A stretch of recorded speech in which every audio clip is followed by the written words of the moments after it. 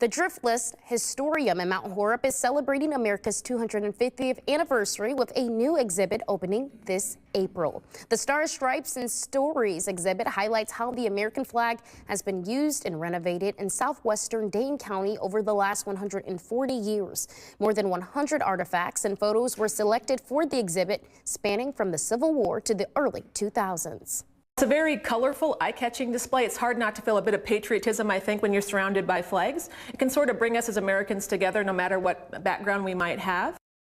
And for a limited time, a traveling exhibit showcasing Wisconsin's connections to the American Revolution will also be available to view. Both exhibits are free and open to the public Friday through Tuesday from 10 a.m. to 4 p.m.